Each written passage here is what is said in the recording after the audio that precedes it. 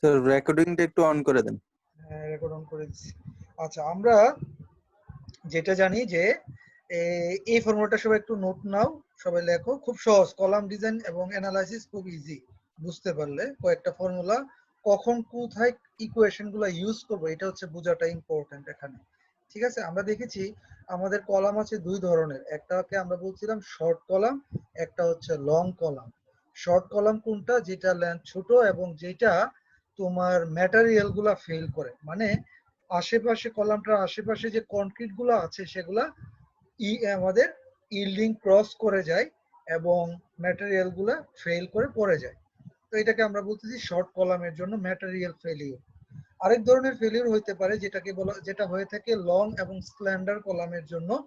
Long এবং slander column হচ্ছে যেটা লেন্থ অনেক বেশি, ঠিক আছে, অনেক চিকন। তাহলে এই কলামটা দেখা যায় তুমি যখন লোড দিবা সে বাকেল কইরা ফেলে, যেটা স্টিল কলামে বেশি হবে। স্টিল কলামে ম্যাটেরিয়াল ফেল করার চান্স কম থাকে যেহেতু এটা স্টিল এবং এটার ইল্ড লিমিট অনেক বেশি। বাট কলাম যেটা আমরা ম্যাক্সিমাম ক্ষেত্রে দেখি যে একটা কলাম যদি অনেক লম্বা হয়, তুমি যদি কলামটাতে লোড দাও তাহলে কলামটা দেখা যায় ম্যাটেরিয়াল ফেল করে না, কিন্তু সে সুন্দর করে বাকেল করে চলে আসে। তো এই বাকলিংটার একটা কতটুকু বাকেল করবে, দেখা যায় তুমি লোড দিলা সে বাকেল করলো, লোড সরাই দিলা সে আগের জায়গায় চলে আসে, তার মানে সে ইলাস্টিক লিমিটের ভিতরে আছে। But it may happen that if you increase the load up to a certain limit, after that limit, if you increase the load, the column will buckle and it will not come to its original position after removal of load. তুমি যদি load দাও ওই একটা certain লিমিটের পরে তুমি যদি load বাড়াও তাহলে কলামটা এভাবে ডিফ্লেক্ট করে যাবে এবং তুমি লোডটা সরাইলে সে আগের জায়গায় আসবে না, তার মানে তার মধ্যে বাকলিং হয়ে গেছে, ফেলিউর হচ্ছে। তো এই ধরনের বাকলিংটা স্টিলে আমরা বেশি পাই। তো দেখে যাচ্ছে যে যদি কলামটা দুই দুই ভাবে বাকেল করতে পারে, একটাকে বলা হয় ইলাস্টিক বাকলিং, একটাকে বলা হয় ইনইলাস্টিক বাকলিং। ঠিক আছে, তো আমরা আজকে একটা এই জিনিসটা পড়বো। তার আগে চলো তো আমরা একটা কার্ভ পড়ে আসি, কার্ভটা পরীক্ষায় আসবে। সবাই এই ফিগারটা মার্ক করে রাখো, ফিগার 4.6। ফিগার 4.6 পেজ নাম্বারটা হচ্ছে 115, উইলিয়াম সিগুইর বইটা। হ্যাঁ, 115 নাম্বার পেজ, ফিগার 4.6। এটা এটা কিভাবে আসবে আমি বলবো, ড্র কলাম স্ট্রেংথ কার্ভ। এই যে ড্র কলাম স্ট্রেংথ কার্ভ, তাহলে তোমাকে এই ফিগারটা এঁকে দিতে হবে, এই ফিগারটা। চলো আমি এই ফিগারটা একটু বুঝি। আমাদের এই দুই ধরনের বাকলিং আমরা স্টিলের কলামে পাবো। একটা ম্যাটেরিয়াল বা ইল্ডিং ফেলিউর আমরা সাধারণত পাবো না, কারণ হচ্ছে আমাদের কলামের ম্যাটেরিয়াল স্ট্রেংথ তোমরা হয়তো জানো যে মডুলাস অফ ইলাস্টিসিটি 200,000, 2 লাখ মেগাপাস্কেল, যেখানে কনক্রিটের মাত্র কত, অনেক কম, তাই না, কম্পেয়ার টু স্টিলের মডুলাস অফ ইলাস্টিসিটি। আমরা দেখছি যদি কেএসআই তে বলি, স্টিলের আমরা ইট্যাপসে ভ্যালু ইনপুট করেছি, আমরা দেখেছি যে স্টিলের মডুলাস অফ ইলাস্টিসিটি প্রায় 29,000 কেএসআই, 29,000। আর কনক্রিটের জন্য এটা 2,400 বা 2,500 কেএসআই, তাহলে অনেক ব্যবধান, তাই না। তো আমরা কলামে যেটা পাই, স্টিলের কলামে বাকলিংটা পেয়ে যাই। বাকলিংটা কি, তুমি লোড দিলা, ধরো লোড দিলা সে সুন্দর করে ডিফ্লেক্ট হবে, তাই না, এরকম ডিফ্লেক্ট করলো, তুমি যখন লোড দিবা সে সুন্দর করে আগের জায়গায় চলে যাবে। লোডটা সরাই দিলে, এই লোডটা যদি সরাই দাও তাহলে আগের পজিশনে চলে আসছে। কিন্তু তুমি যদি লোডটা বাড়াও একটা সার্টেন লিমিট, এই সার্টেন লিমিটটা কি, এটাই হচ্ছে পিসিআর, ক্রিটিক্যাল লোড। এই লোডটা অ্যাপ্লাই করো তাহলে সে এভাবে বাকেল করবে। হ্যাঁ, আমি ডায়াগ্রামটা ভুল আঁকছি। সে বাকেল করলো, বাকেল করার পরে দেখবা যে তুমি যদি এই পিসিআর লোডটা সরাও সে আগে জায়গায় যাবে না, তার মানে বাকলিং হবে। এখন এই বাকলিংটা দুই ধরনের হইতে পারে, একটা হচ্ছে ইলাস্টিক বাকলিং, একটা হচ্ছে ইনইলাস্টিক বাকলিং। এই যে আমি তোমাকে শুরুতে বললাম যে তুমি লোড দিলা, লোডটা সরায় দিলা, সে আগের জায়গায় চলে গেছে, this buckling is elastic buckling. আমার কথাটা ক্লিয়ার?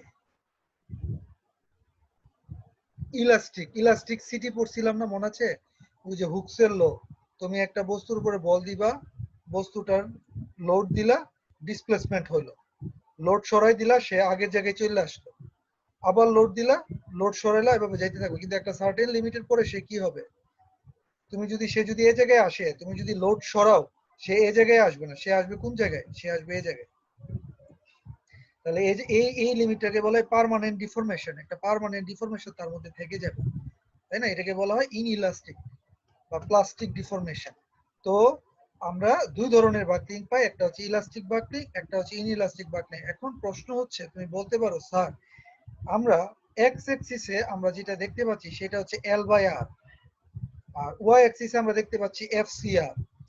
আমরা পিসিআর এর ফর্মুলা কি দেখছিলাম, সূত্রটা কি ছিল? Sir pi square EI by L square. না, pi square E A divided লাস্টের ফর্মুলাটা L by R whole square. এটাই তো ছিল নাকি? এই যে pi square E A by L by R whole square. সবাই ফর্মুলাটা তুলো। এটা না, এই যে pi square E A by L by R whole square, আমরা এই ফর্মুলাটা ইউজ করব। এটা কিভাবে আসছে দেখাইছিলাম লাস্ট ক্লাসে। আই সমান সমান কি, আর সমান সমান হচ্ছে রুট ওভার আই বাই এ, তাই না? আরটা কি, আরটা হচ্ছে রেডিয়াস অফ জাইরেশন, এটা আমরা ইন্টারে জানি, রুট ওভার আই বাই এ। তাহলে তুমি কি পাচ্ছ, আর স্কয়ার সমান সমান পাচ্ছ আই বাই এ। তাহলে তুমি আই সমান সমান কি লিখতে পারো, এ আর স্কয়ার, তাই না? এটা যদি তুমি এখানে আমাদের ওই ফর্মুলাতে বসাই দিতা, এই যে এই ফর্মুলাটাতে আই এর জায়গায় এ আর স্কয়ার লিখবা, তাহলে আর স্কয়ার উপরে আছে, এটা নিচে লিখতে পারি L by R whole square, পারি না? জি স্যার। পাই স্কয়ার ই, আর আই এর জায়গায় আমরা লিখবো হচ্ছে এ আর স্কয়ার। তাহলে আর স্কয়ারটা নিচে নিয়ে জায়গায় নিয়ে নিচে নিয়ে লিখি এল ডিভাইডেড বাই আর। বুঝছো? জি স্যার। ঠিক আছে। তো আর এফ ক্রিটিক্যাল কি, এ দিয়া ভাগ, কারণ স্ট্রেস মানে হচ্ছে ফোর্স বাই এরিয়া, তাই না? তাহলে আমরা এখানে এফ সি আর যেটা লিখতে পারি, পিসিআর মানে হচ্ছে ক্রিটিক্যাল লোড, আর এফ সি আর মানে হচ্ছে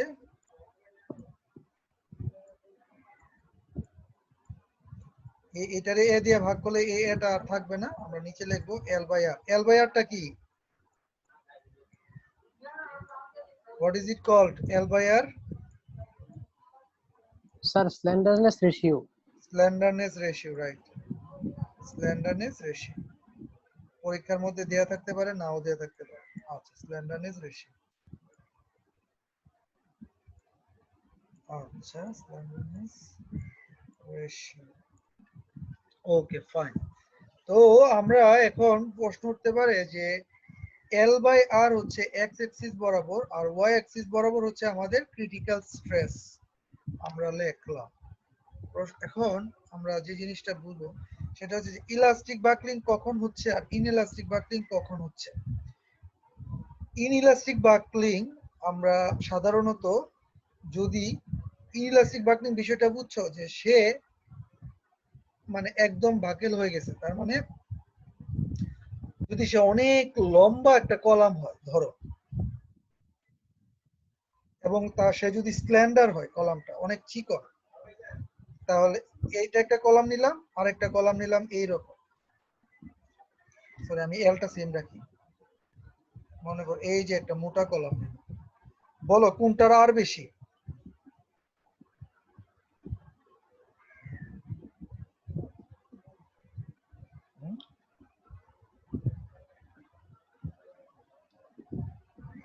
আমরা, তুমি বলবা যে স্যার আর সমান সমান হচ্ছে রুট ওভার আই বাই এ। দেখি আসো আমরা চিন্তা ভাবনা করে ডিডাকশন আসি, আই বাই এ। আমার যদি মোমেন্ট অফ ইনার্শিয়া, এটার এই দুইটার কি সেম থাকবে, মোমেন্ট অফ ইনার্শিয়া আই এর মান, আমরা যদি একই এক্সিসে ধরি, এটার আই বেশি, এটার আই কি কম,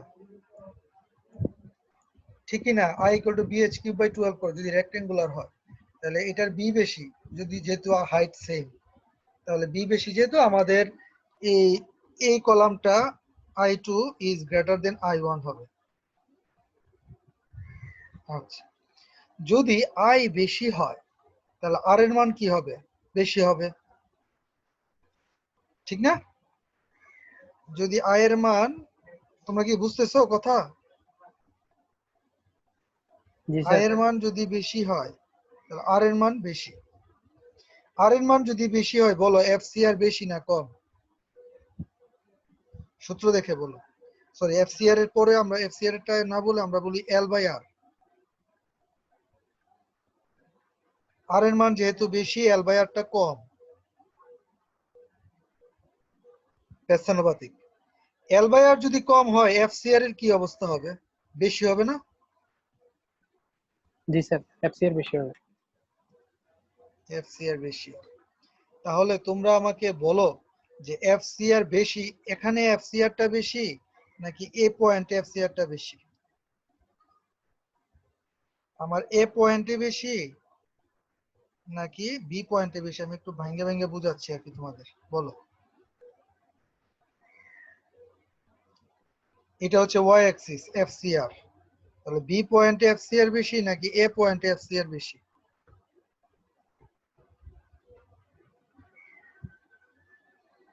হ্যাঁ, স্যার এ পয়েন্টে স্যার। A পয়েন্টে FCR বেশি। FCR কোনটা? A পয়েন্টে বরাবর যাও, এই যে FCR। আর B পয়েন্টের FCR কোনটা? এই যে। তো এখন বলো কোনটা বেশি? ও ও তাহলে বি পয়েন্ট। B পয়েন্টের FCR বেশি। তাহলে B পয়েন্টটা আছে কোথায় আসলে? এই জোনটাতে না? তার মানে তুমি এই পয়েন্ট বা এই পয়েন্ট অথবা এই পয়েন্ট, এগুলা তুমি B পয়েন্টে পাবা, তাই তো? তার মানে এখানে ইনইলাস্টিক বাকলিং হবে, আমরা বুঝে গেলাম। ইনইলাস্টিক বাকলিং তখনই হবে যদি আমার মোটা সেকশন হয়, বুঝছো? মোটা সেকশন যদি হয়, আমার যদি মোমেন্ট অফ ইনার্শিয়া বেশি থাকে, আর এর মান বেশি থাকে, যদি আর এর মান বেশি হয় তাহলে আমার ইনইলাস্টিক বাকলিং হবে। আর এর মানটা যদি কম হয়, যেমন এটার জন্য, আমাদের ইলাস্টিক বাকলিং হবে। ঠিক আছে? আচ্ছা, তাহলে পরীক্ষা যদি আসে আমাদের এই কার্ভটা তুমি এঁকে দিবা, হ্যাঁ? ওকে। এটা বলার পরে, কলাম স্ট্রেংথ কার্ভ বোঝানোর পরে আমরা দুইটা ফর্মুলা অলরেডি দেখাইছি, আমরা একটা ম্যাথ করব ছোট করে, চলো।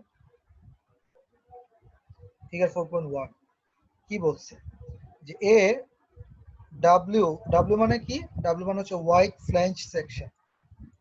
White flange, white flange section, এটাকে বলা হয় ডাব্লিউ সেকশন আর কি, হ্যাঁ? হোয়াইট ফ্ল্যাঞ্জ সেকশনকে বলা হয় ডাব্লিউ সেকশন। বেসিক্যালি এটা কি? এটা হচ্ছে একটা আই সেকশন, কিন্তু ফ্ল্যাঞ্জটা হোয়াইট, এই জন্য এটার নাম হচ্ছে হোয়াইট ফ্ল্যাঞ্জ সেকশন। আচ্ছা, তো একটা W12x50 একটা কলাম আছে to support N axial compressive load of 145 কি। তার মানে একটা কলাম আছে যে কলামটা 20 ফিট লম্বা এবং সাপোর্ট কন্ডিশন হচ্ছে পিন টি। আর axial is used to support axial compressive load এত। Investigate this member for stability. আচ্ছা, তোমাদের তো আমি স্টেবিলিটি পড়াই নাই এখন। আচ্ছা, স্টেবিলিটি বলতেছে, আমাদের লোকাল স্টেবিলিটি বলে নাই। আমি বলি, তোমাদেরকে আমি পড়াইছি, বলো লোকাল বাকলিং আর গ্লোবাল বাকলিং দুইটার মধ্যে পার্থক্য কি? দীপ মিত্র বলো।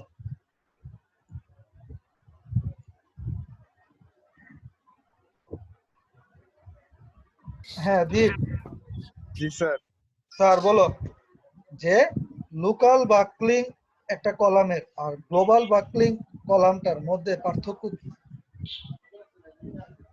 স্যার মনে নাই। কেন মনে নাই? চেষ্টা করো।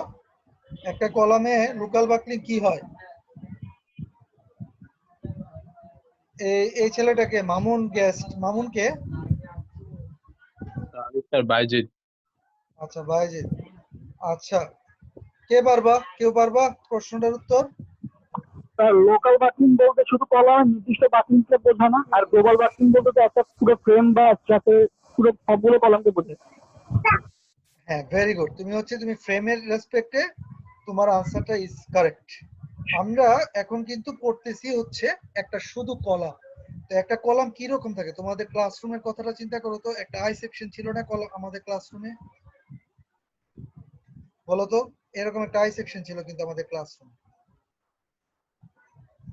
জি স্টিলের স্যার। কলাম আর কি।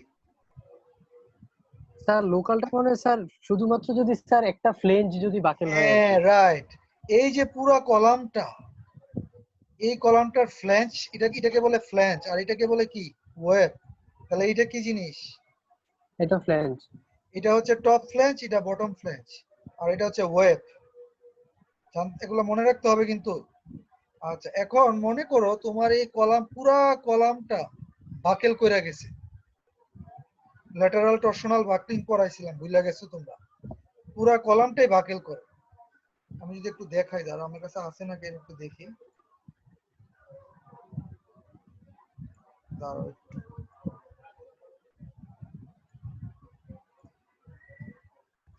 এই যে তোমার কলামটা বাকেল করছে, পুরা কলামটা বাকেল করে গেছে না এখানে? ফর এক্সাম্পল এই যে এই কলামটা দেখো, দেখতেছো সবাই? জি স্যার। এই যে দেখো কলামটা, পুরা কলামই ল্যাটারালি সরে আসছে। এটা হচ্ছে গ্লোবাল বাকলিং। কিন্তু এই বাকলিংটা কি হবে দেখো, যদি তোমার পুরা বিম কলামটা না সরে আসে, যদি তোমার ফ্ল্যাঞ্জটা শুধু বাকিয়ে যেত, এই যে দেখো, এই যে শুধু এই ফ্ল্যাঞ্জটাতে তোমার বাকেল হয়েছে, এটা হচ্ছে লোকাল বাকলিং। আর এটা হচ্ছে জেনারেল বাকলিং বা গ্লোবাল বাকলিং বলতে পারো। ওকে, মনে থাকবে? আমি যদি জি স্যার। পরীক্ষায় বলি যে write down the difference between local buckling and general buckling, তাহলে এই দুইটা ফিগার একে সুন্দর করে বর্ণনা করে দিবে। একটা প্রশ্ন পরীক্ষায় লোকাল থাকতে পারে। বাকলিং স্যার, হ্যাঁ, লোকাল বাকলিং মানে এত অল্প কি স্যার বাকলিং হয় স্যার? মানে বুঝি নাই, এটা বলো। হইলে কি স্যার পুরোটা হয় না স্যার? না, এটা এটা আমরা দেখব। আমাদের এমন হইতে পারে, দেখো তুমি একটু চিন্তা করো তো ঠান্ডা মাথায়, যদি আমার মনে করো ওয়েবটা, হ্যাঁ, অনেক চিকন আর ফ্ল্যাঞ্জ গুলো অনেক মোটা মোটা, তুমি যদি লোড দাও, তুমি দেখবা ফ্ল্যাঞ্জের এই জায়গাটা ভাইগা গেছে, হুম। কিন্তু তোমার ফ্ল্যাঞ্জে কিছুই হয় নাই। এটার একটা লিমিট আছে। আমরা এই ক্লাসে বা নেক্সট ক্লাসে আমরা এটা পড়বো, যে কিছু কন্ডিশন আমরা দেখবো। জি স্যার। বুঝছো? বুঝছো বিষয়টা? জি স্যার, বুঝতে পারছি। আচ্ছা, চলো তাহলে আমরা কি চাবো লোকাল বাকলিং হোক কখনো? আমরা কখনো এটা চাবো না, হ্যাঁ। আমরা চাবো যে পুরা স্ট্রাকচারটা আমার ইনটেক্ট থাকুক। আচ্ছা, এবার আমি যদি আমাদের পুরা লেটেস্ট, হ্যাঁ, এবার এরা, আচ্ছা তাহলে এখানে এখানে যে আমাকে প্রশ্নটাতে বলছে ইনভেস্টিগেট করো এই W12x50, যেটা 20 ফিট লম্বা, সাপোর্ট কন্ডিশন পিন, এইটা 145 কি আসলে লোডটা নিতে পারবে কিনা। এটা কি আমাকে লোকাল বাকলিং চেক করতে বলছে নাকি জেনারেল বাকলিং চেক করতে বলছে? এটা ওভারঅল স্টেবিলিটি চাইছে, ওভারঅল স্টেবিলিটি। ঠিক আছে, আমরা যেটা করব সেটা হচ্ছে, এটা এই ধরনের প্রবলেমের ক্ষেত্রে আমি একটা প্রশ্ন মাঝে মাঝে করি, তোমরা মনে আছে কিনা, আমি মনে ক্লাসে বলছিলাম, আমাকে বলো what is the difference between analysis and design.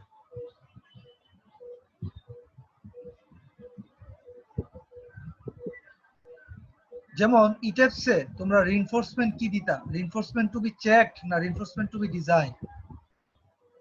বলো তো। Sir design design. হ্যাঁ, ডিজাইন। কেন? তাহলে কি পার্থক্য হইলো? আমার এই যে ম্যাথটা, এই ম্যাথটা হচ্ছে ডিজাইন প্রবলেম। ওয়াই? বিকজ আমাদের এখানে আমাদের কলামের সাইজ দিয়ে দিছে, কলাম কতটুকু লম্বা এটাও বললা দিছে, সবই বলা, কলামের সাইজ দিয়ে দিছে তোমারে, তাহলে তুমি কোনো ডিজাইন করবা? ডিজাইন করবা না, তোমাকে না যেটা স্যার, করতে চেক হবে, করব। চেক করবা। তার মানে চেক মানে অ্যানালাইসিস করতে হবে। জি স্যার।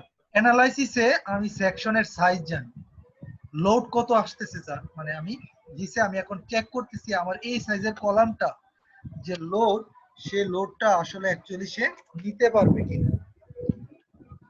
আর ডিজাইনে যেটা করি, ডিজাইনে আমরা কলামের সাইজ জানি না, আমরা সাইজটা ডিজাইন করি এবং আমরা লোড দেখি যে আমরা একটা লোড বলা থাকে, আমাদের এত লোড দিতে হবে, সেই লোড অনুসারে আমরা ডিজাইনটা চেক করি। অ্যাজিউম করে নিই স্যার। অ্যাজিউম করে নিয়ে পরে ভ্যালিডেট করে দেখি মিলছে কিনা, পারবো নি সে। আর যদি না পারে তখন বলি যে আচ্ছা ঠিক আছে, তাহলে আমাদের সেকশন সাইজ বাড়াইতে হবে। জি স্যার। তাই না? আচ্ছা, এখন এই প্রবলেমটা তাহলে কি প্রবলেম আমার? এই প্রবলেমটা হচ্ছে আমার ডিজাইন অ্যানালাইসিস প্রবলেম, আমাকে ইনভেস্টিগেট করতে হবে। আচ্ছা, এখন আমাদের যে ফর্মুলা, আমরা জানি যে ক্রিটিক্যাল লোড, আমরা সেটা দেখব এবং ক্রিটিক্যাল লোড দিয়ে দেখব যে আসলে এই কলামটা কত লোডে বাকেল করবে। যদি সেই লোডের মানটা 145 থেকে বড় হয়, তাহলে আমি বলবো ঠিক আছে, আমার 145 কিপ লোডটা খুব ইজিলি নিতে পারবে, ঠিক কি না? জি স্যার। আর যদি আমি দেখি যে না, ক্রিটিক্যাল লোড আছে 120 কিপ, তাহলে সে কোনোভাবে কি 145 কিপ লোড নিতে পারবে? পারবে না। এটাই হচ্ছে আমাদের কাজ। চলো আমরা অঙ্কটা করি। আমরা জানি L by R whole square. আমি বলছিলাম যে L বাই R না, আমরা কি লিখবো? KL বাই R, একটা ইফেক্টিভ লেন্থ ফ্যাক্টর নিব আমরা। ইফেক্টিভ লেন্থটা কেন আসে? কারণ হচ্ছে আমাদের যে ফর্মুলাটা আমি একটু আগে লিখলাম, PCR সমান সমান pi square EA by KL by R whole square, এই ফর্মুলাটা হচ্ছে ডেভেলপ করা হয়েছে সাপোর্ট কন্ডিশন পিন ধরে। এখন তোমার সাপোর্ট কন্ডিশন ফিক্স হইলে তো আর ডিফ্লেক্টেড শেপ সেম থাকবে না, তাই না? ধরো একটা কলাম যদি আমি দেই, আর এখানে যদি তোমার পিন থাকে, ধরো এটা পিন, এটা পিন সাপোর্ট কন্ডিশন, তাহলে এই আমরা জানি পিন যদি হয় সে ডিফ্লেক্ট করবে কেমনে? সে এভাবে ডিফ্লেক্ট করবে, ঠিক না? কিন্তু যদি সে ফিক্স থাকে, যদি সে ফিক্স থাকে তখন কি অবস্থা হবে? তাই একটু দূরে সরে গিয়ে ডিলিট করবে। এভাবে ডিফ্লেক্ট করবে না, একটু দূরে সরবে, তারপর আবার এভাবে নামবে, যেটা তোমরা ওই ফ্রেমের ইনফ্লুয়েন্স লাইন আঁকার সময় দেখছিলা। জি স্যার। তাহলে কে এর মান সেম থাকবে না। তো কে এর মানের জন্য আমি একটা চার্ট তোমাদেরকে বলছিলাম।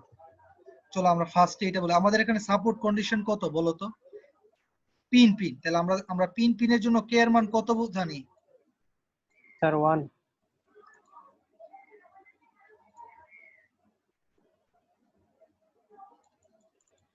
এই ভ্যালুগুলো মুখস্থ রাখতে হবে, পরীক্ষা কিন্তু থাকবে না। এই যে যদি আমাদের সাপোর্ট কন্ডিশন পিন কোথায়, এই যে এটা পিন, তাই না? এই যে পিন যদি থাকে তাহলে ভ্যালু নিতে হবে 1। Pin support condition. যদি ফিক্স সাপোর্ট কন্ডিশন থাকে তাহলে নিতে হবে 0.65 অথবা 0.5, যেটাই নাও। আচ্ছা ঠিক আছে, তাহলে আমরা দেখলাম সাপোর্ট কন্ডিশন যেহেতু পিন, সো আমাদের কে এর মান হচ্ছে 1।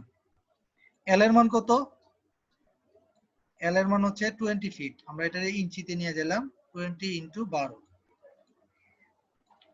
ইঞ্চ। আচ্ছা গুড। আর হোয়াট অ্যাবাউট আমাদের আর কিছু আছে? ও, আমাদের সেকশনটা দিছে। আমাদের কি কি ডাটা লাগবে?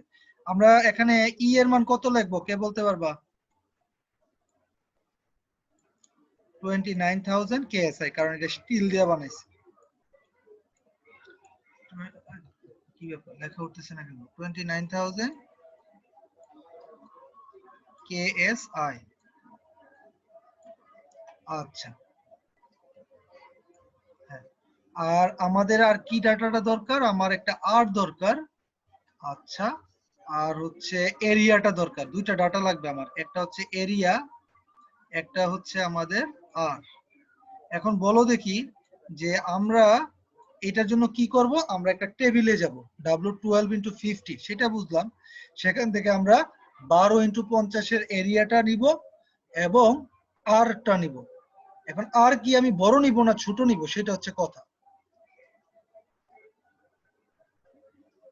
ঠিক আছে, আমরা আরটা বড় নিব না ছোট নিব? যেমন আমি যদি তোমাকে AISC টেবিলটা দেখাই, W12 × 50 না, তাহলে আমরা দেখি 12 × 50 সেকশনে যাই। এই যে 12 × 58, এই যে 12 × 50। তো তোমরা যদি এই উপরের জিনিসগুলো দেখো এখানে এরিয়া আছে। হ্যাঁ, এরিয়া হচ্ছে 14.6 ইঞ্চি স্কয়ার। আমি এটা লিখে ফেলি। 14.6 ইঞ্চি স্কয়ার। আর আর এখন প্রশ্ন হচ্ছে এখানে আর তো এখানে দেয়া নাই, আরটা কোথায় পাবা? আরটা পাবা পরের পৃষ্ঠায়, এই যে 50 লেখা, এটাই 12 × 50, বুঝছো? তাহলে এখানে দেখো আর এক্স আছে একটা, এই যে আর এক্স 5.18, আরেকটা আছে কি আর ওয়াই 1.96। এখন বলো কোনটা তুমি নিবা, 1.96 নিবা না 5.18 নিবা?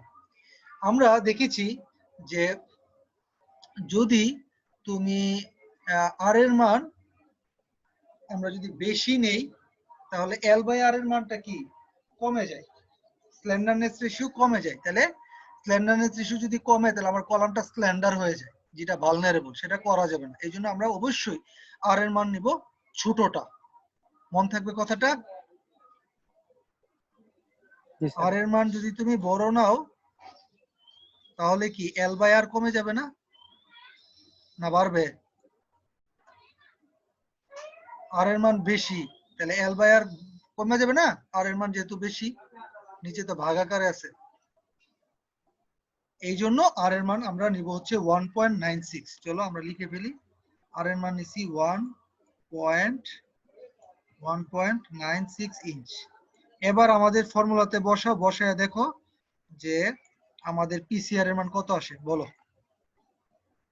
পাই স্কয়ার ইনটু ই, এর মান হচ্ছে 29,000, এরিয়া হচ্ছে 14.6, কে এর মান 1, এল এর মান 20 × 12 ডিভাইডেড বাই আর, আর হচ্ছে 1.96। বলো কত আসে পিসিআর এর মান? ঘুরে কি আমি তার কাছে ঘুরে মোবাইল বড় আমার ক্যাশ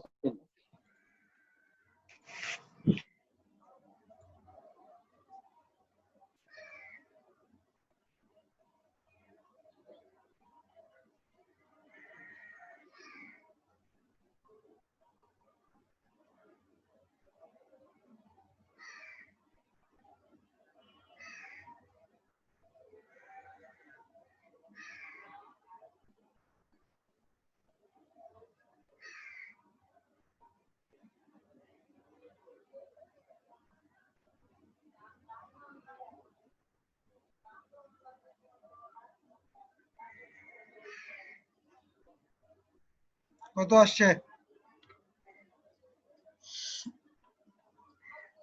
স্যার 278.7, 278.7। 278 কি বলো, এটা ঠিক আছে নি? পারবো নি কলামটা নিতে 145 কি? জি স্যার। তাহলে আমরা আমাদের একটা ম্যাথ করে ফেললাম, সো ওকে।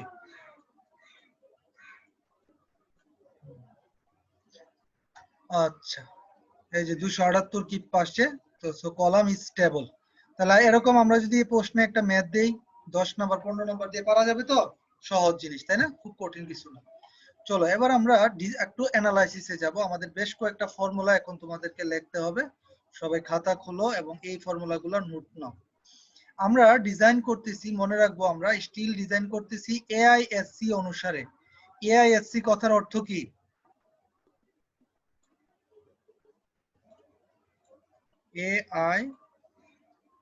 এআইএসসি, এআইএসসি কথার অর্থ হচ্ছে আমেরিকান, দেখো সবাই আমরা আমাদের স্টিল ডিজাইন গুলো তোমাদের তামজিদ স্যারও পড়াবে, সবগুলো হচ্ছে American code.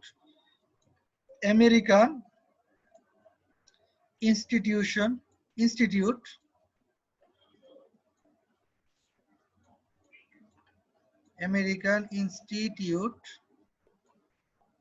Of Steel Construction, American Institute of still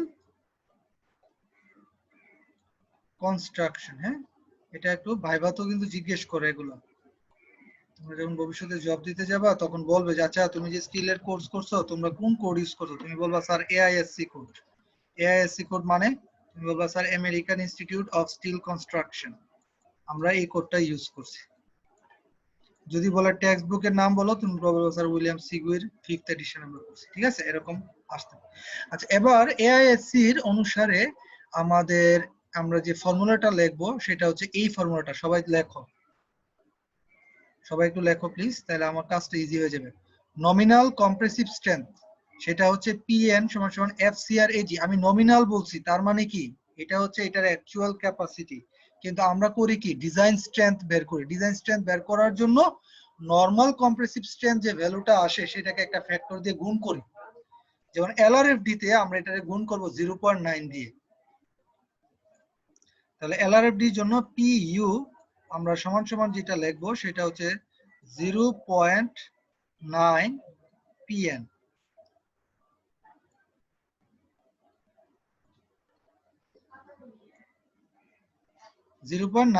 সবাই একটু লেখো। আচ্ছা, আমরা লিখলাম পিএন বের করব কি, যে ক্রিটিক্যাল স্ট্রেস বের করব, এবং এই ক্রিটিক্যাল স্ট্রেস কে মেম্বারের গ্রস এরিয়া দিয়ে যদি গুণ করি, we will get the nominal strength of the column.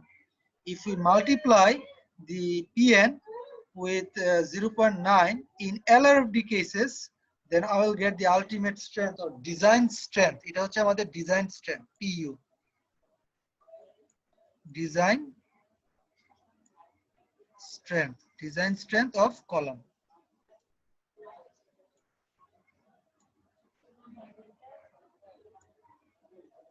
কি যন্ত্রণা মুছে যায় কেন? আচ্ছা, ডিজাইন স্ট্রেংথ অফ কলাম। আচ্ছা গেল। এবার আসো আমরা যদি এএসডি তে করি তখন কি হবে। এএসডি তে করলে, হ্যাঁ এএসডি তে করলে পিএ যেটা সেটা হচ্ছে সাম অফ সার্ভিস লোড 1.67 দিয়ে পিএন যেটা পিএন আগের মতোই বের করবা। পিএনটা কি, পিএনটা হচ্ছে যে তুমি ক্রিটিক্যাল স্ট্রেস যেটা সেটা এটাকে গ্রস এরিয়া দিয়ে গুণ করবা, দ্যাটস ওকে। এটা এলআরএফডি তো তাই করছিলা, but in case of ASD তোমার যে ডিজাইন স্ট্রেংথ সেটা চেঞ্জ হয়ে যাবে। সেটা কি হবে, সেটা হবে এই যে পিএন এটাকে তুমি ভাগ করবা 1.67 দিয়ে। 1.67 সবাই একটু তুলে রাখো প্লিজ। এই পিএনটা হচ্ছে নমিনাল স্ট্রেংথ যেটা আমরা পেয়েছি, এবং ক্রিটিক্যাল স্ট্রেস কে গ্রস এরিয়া দিয়ে গুণ করে, এবং this nominal strength is same in case of LRFD and ASD. But if you are using ASD, then you have to divide the nominal strength by 1.67, while in LRFD you have to multiply this with 0.9. Okay, fine. এবার আসো, what will happen FA, critical stress, ঠিক আছে। তো PN কে আচ্ছা critical stress যেটা সেটা হচ্ছে এই ফর্মুলাটা একটু তুলে রাখো। আমরা ক্রিটিক্যাল স্ট্রেস কে 1.67 দিয়ে ভাগ করে দিব, একই কথা। এরা 0.6 FCR লেখছে, 1/1.67 করলে 0.6 আসে। তো আমরা একটু মনে রাখি যে FCR FA allowable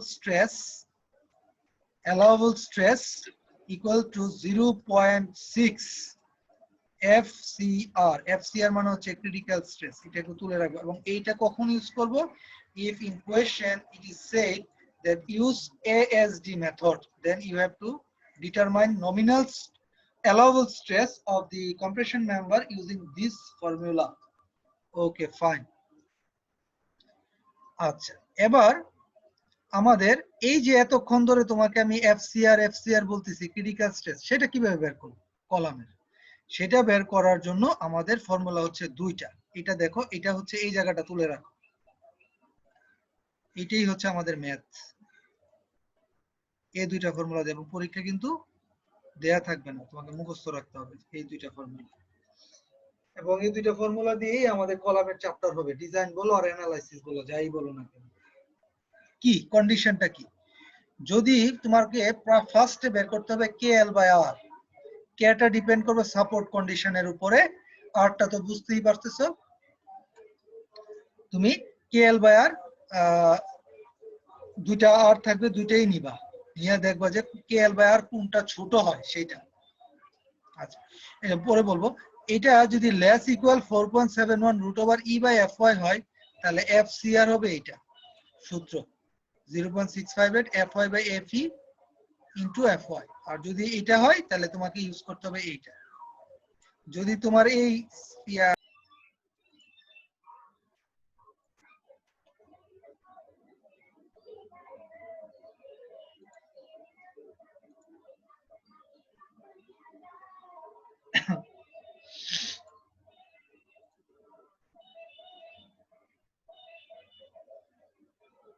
হ্যাঁ তোমরা আসো, আমি সরি আমার নেটটা ড্রপ করছে।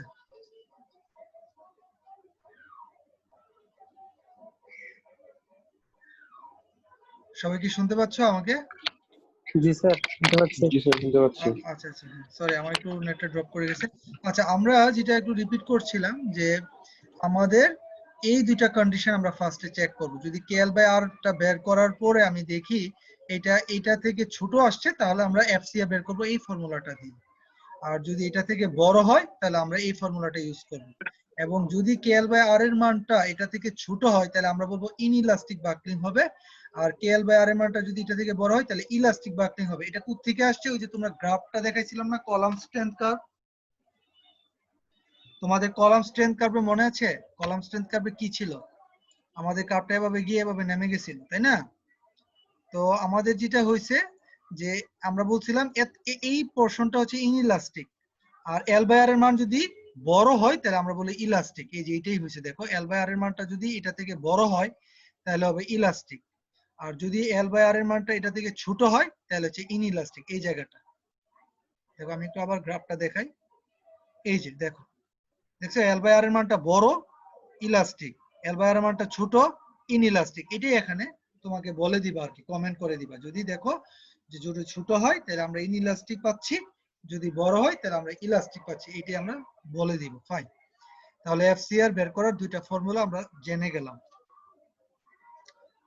আচ্ছা চলো, এখন এখানে আরেকটা ফর্মুলা আছে এফই।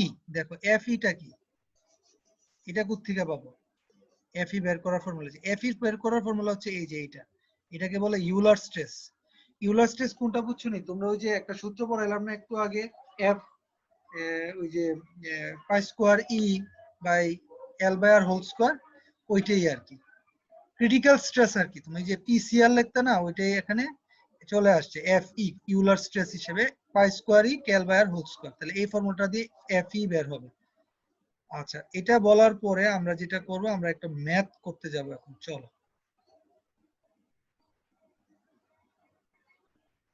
এরা বলতেছে একটা নোট নিয়ে রাখি আমরা যে এআইএসসি অনুসারে কেএল বাই আর এর মানটার আপার লিমিট ওরা বলছে 200, এর বেশি নেওয়া যাবে না। কেএল বাই আর কেন নেওয়া যাবে না? কারণ কেএল বাই আর এর মানটা যত বড় হবে তোমার ইলাস্টিক বাকলিং হবে এবং তোমার ম্যাটেরিয়াল অনেক লাগবে, ঠিক আছে? লেন্থ অনেক বড় হয়ে যাবে, দরকার নাই, ঠিক আছে? স্ল্যান্ডার হয়ে যাবে। তো এই জন্য যেটা হচ্ছে যে তুমি যদি মনে করো কেএল বাই আর এর মানটা অনেক বড় নাও, 200 থেকে বড় হও, তাহলে যেটা হবে সেকশনটা স্ল্যান্ডার হয়ে যাবে। এবং তুমি এআইএসসি স্ল্যান্ডার কলাম ইউজ করা রিকমেন্ড করে না। স্ল্যান্ডার মানে বুঝছো নি? অনেক লম্বা কিন্তু অনেক চিকন। যদি অনেক লম্বা অনেক চিকন হয় তাহলে খুব সহজে বাকেল করবে। এই জন্য আমরা আমাদের ফার্স্টে যে জিনিসটা চেক দিব অঙ্ক করার সময়, যে কেএল বাই আর এর মানটা 200 থেকে ছোট হয়েছে কিনা। যদি ছোট হয় then we will say okay we can proceed. যদি কেএল বাই আর এর মানটা 200 থেকে বড় হয়, we will say that this column is a slender column and it should not be used as per the recommendation of AISC code. আচ্ছা চলো, আমরা example 4.2 করব, then we will finish our today's lecture. Example 4.2 তে বলছে a W14 into 74 of A992 steel has a length of 20 feet and 20 inch.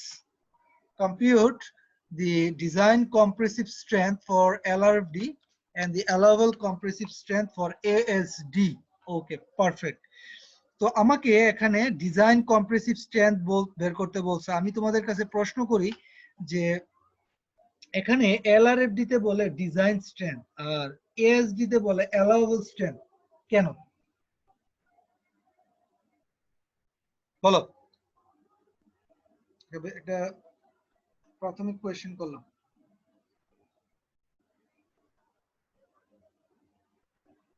পারবা? Sir এলআরএফডি তে sir যে লোডটাকে sir এটার একটা ফ্যাক্টর দিয়ে গুণ ফ্যাক্টর করে, দিয়ে আমরা গুণ করি ডিজাইন। কিন্তু স্যার এএসডি তে এটা করে না।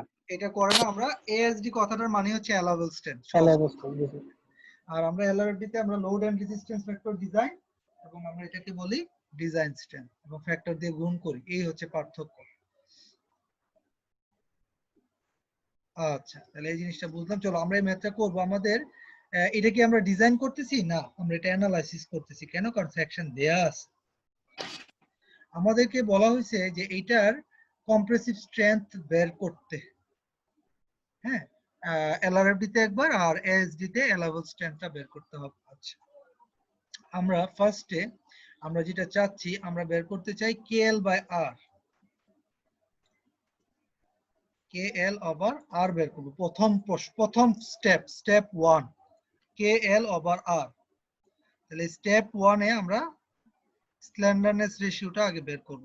স্টেপ 1 কেএল বাই আর। চলো তো কে এর মান তো জানি, কারণ পি ইন্ডিন বইলা দিছে আমাদের। পি ইন্ডিন যেহেতু কে এর মান হচ্ছে 1 আর এল এর মান হচ্ছে আমাদের বলছে এটা 20 ফিট লম্বা, তাহলে আমরা দিব 20 গুণ 12, ইঞ্চিতে চলে গেল inch. Now I have to put r. বলো তো আগের ম্যাথে what was the value of r? আমরা কি গ্রেটার ভ্যালু নিছি না স্মলার ভ্যালু নিছি? মনে আছে? স্যার ছোটটা। ছোটটা নিব। চলো তো আমরা একটু আমাদের টেবিলটাতে যাই। সরি, এটা হচ্ছে 14 × 74। তাহলে আমরা একটু যাই, উপরে যাইতে হবে। 14 × 74, এই যে 14 × 74। তাহলে আমাদের এখন ভ্যালু লাগবে হচ্ছে আর।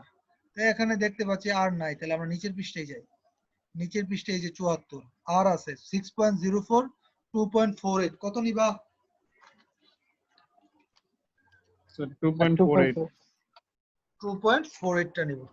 আচ্ছা, তাহলে আর এর মান আমরা পেয়ে গেলাম। আমাদের আর এর মান হচ্ছে 2.48। আমরা একটু বসাই। তাহলে আমরা এখানে লিখলাম 2.48 এবং এটা কি ইঞ্চিতে দেয়া, তাই না? তাহলে কেএল বাই আর আসলে একটা ইউনিটলেস, এর ইউনিট থাকে না। কত আসে দেখো তো, এটা 240 কে ভাগ করো 2.48 দিয়ে। স্যার 96.77। 96.77। আমি তোমাদেরকে বলছিলাম একটা ফার্স্টে একটা চেক দিয়ে দিতে হবে আমাদের যে এই ভ্যালুটা 200 থেকে ছোট হয়েছে কিনা এজ পার রিকমেন্ডেশন বাই এআইএসসি। তাহলে এটা 200 থেকে ছোট আছে। ওকে, ফাইন, গুড। আমরা এখন আমাদের স্ট্রেংথ আমরা বের করতে পারি। যদি 200 থেকে বড় হইতো আমরা বলতাম this section will be very slender and easily buckle, so it cannot be used as per recommendation of AISC. Okay, KL over r বের করার পরে আমরা আমাদের ফর্মুলাতে চলে যাব। স্টেপ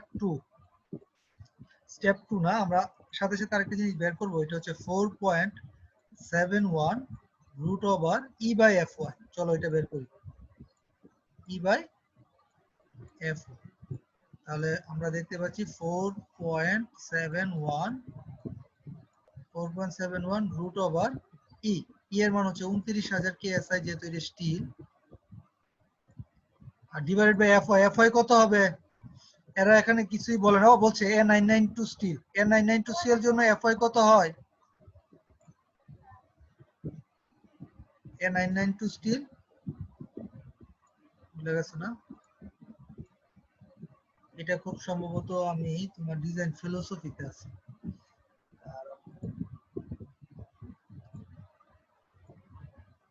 দেখাইছিলাম তো, ভুলে গেছো? দেখো,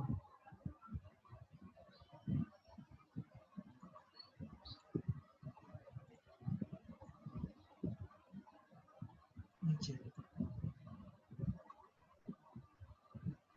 এই যে A572 স্টিল, এটা হচ্ছে 50। ও A992 পড়াইনি। তাহলে দেখো একটু A992 টা একটু নোট নিয়ে রাখো সবাই। A992 স্টিল, A992 স্টিল যে কথা, A572 স্টিল একই কথা। A992 স্টিল একই কথা, ঠিক আছে? এই যে A572 স্টিল, এটার গ্রেড 50, এফওয়াই মান হচ্ছে 50 কে 50 কেএসআই, আর এফইউর মান হচ্ছে 65 কেএসআই। চলো আমরা এটা করি। তাহলে A992 স্টিলের জন্য এফওয়াই এর মান হচ্ছে 50। বের করো এই ভ্যালুটা কত আসে দেখো।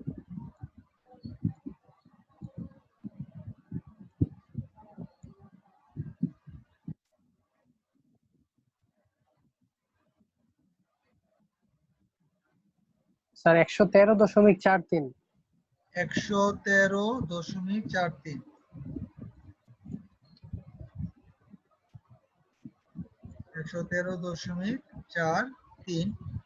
এখন বলো তো দেখি আমাদের কন্ডিশন কোনটা হবে। আমরা দেখতে পাচ্ছি যে আমাদের কে এল ওভার আর যে ভ্যালুটা,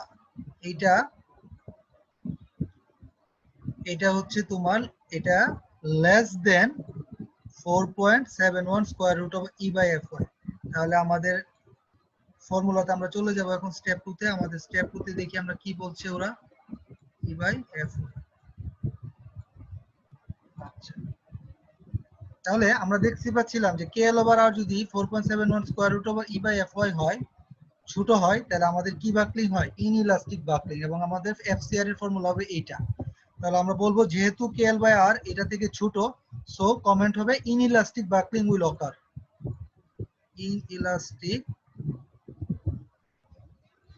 inelastic buckling will occur.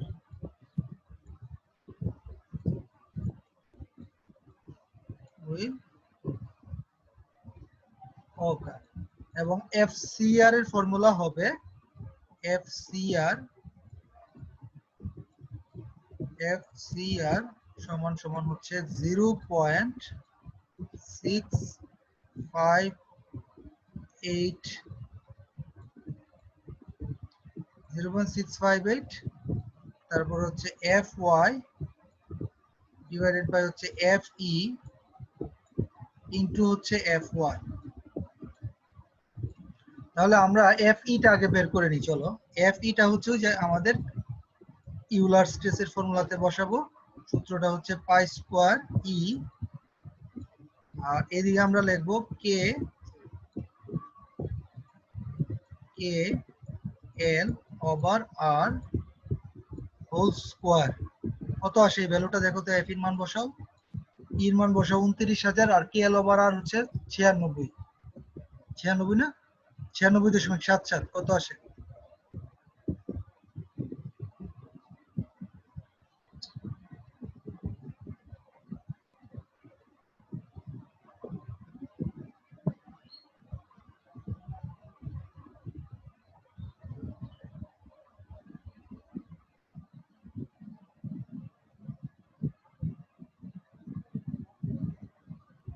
Sir 30.56। তাহলে আমাদের এটা আসছে 30.56 কেএসআই। কেএসআই কেন? কারণ হচ্ছে দেখো এল এবং আর এটা হচ্ছে ইঞ্চি, তাহলে এখানে কোনো ইউনিট নাই। আমরা জানি স্ল্যান্ডারনেস রেশিওর কোনো ইউনিট থাকে না, তাহলে ই এর যে একক ওইটাই হবে এফ এর একক, কেএসআই। ক্লিয়ার? তাহলে চলো আমরা এফসিআর টা এখন বের করি। এখানে এফ সি আর সমান সমান হবে 0.658 FY এর মান কত? 50 ডিভাইডেড বাই FE এর মান হচ্ছে 30.56।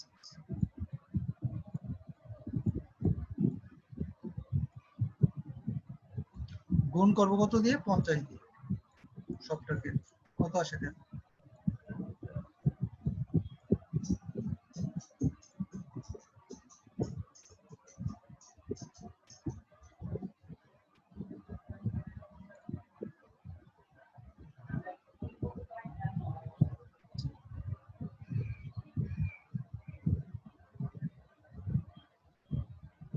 স্যার 25.21। 25.21 কেএসআই।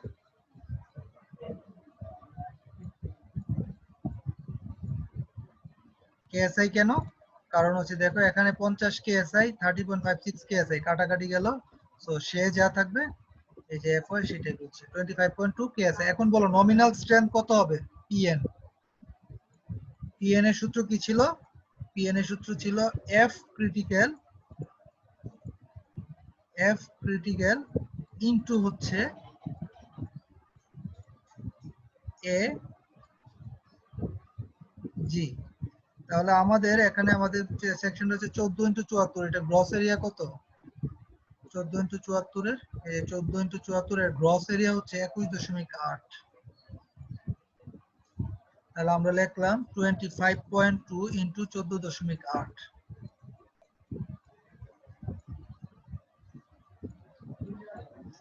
14.8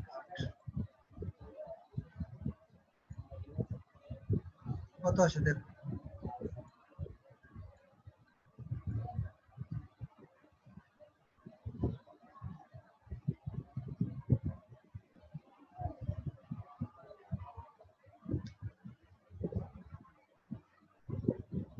স্যার এটা আসছে স্যার 372.96। 72.96। 373 লিখি। আচ্ছা, কত আসছে কিপ।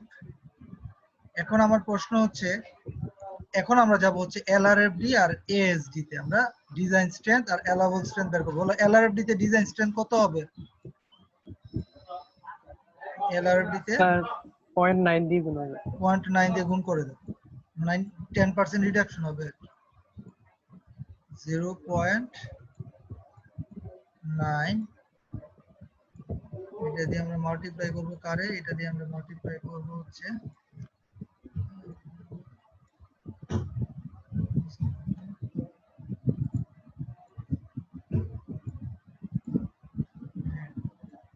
তোমার হচ্ছে 373 গুণ করো, কত আসে? 0.9 দিয়ে করলে স্যার 335.7। 335.7 কিপ আসছে। আর অ্যালাউবল স্ট্রেংথ কত আসবে? 1.67 ভাগ। ভাগ করে দিব কত রে? 373।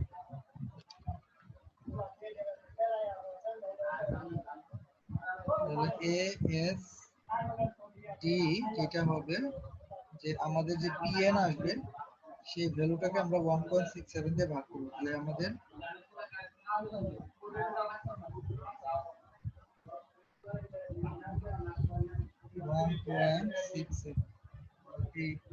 চেঞ্জ করতে হবে। আচ্ছা, কত আসছে বলো?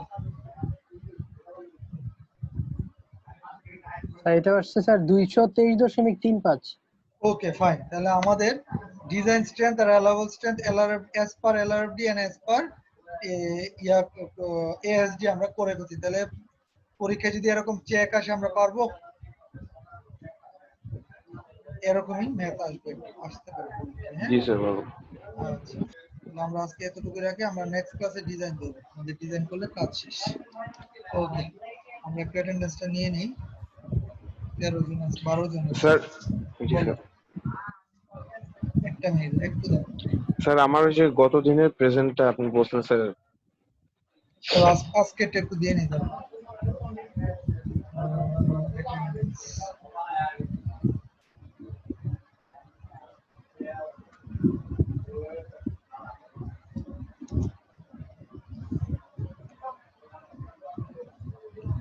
Rule number 1.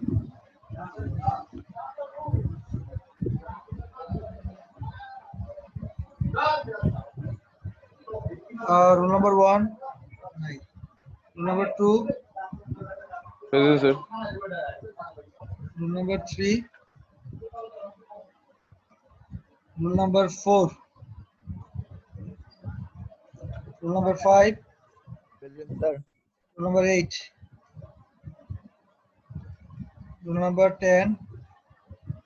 Yes, sir. Rule number 11. Sir Number 12. Rule number 13. Rule number 14. Yes, sir. Rule number 15. Rule number 16. মুক্তাদির তো ছিল দেখছিলাম। Sir, yes, sir. Sir, 15 আছে স্যার। হ্যাঁ দিছি। মুক্তাদির একটু নেটে মনে হয় সমস্যা যাতে, যাই হোক সে ছিল। ফারা আছে, নাইম, Yes, sir. শিফাত, নুজাত, জি স্যার। আচ্ছা স্যার। মামুন তো আছে, আইমান নূর। হ্যাঁ বলো সাব্বির, কি হয়েছে বলো তো? স্যার ওই যে প্রিভিয়াস ক্লাসের ইয়েটা আপনাকে মেসেজ করছিলাম স্যার, প্রবলেম ছিল যেটা।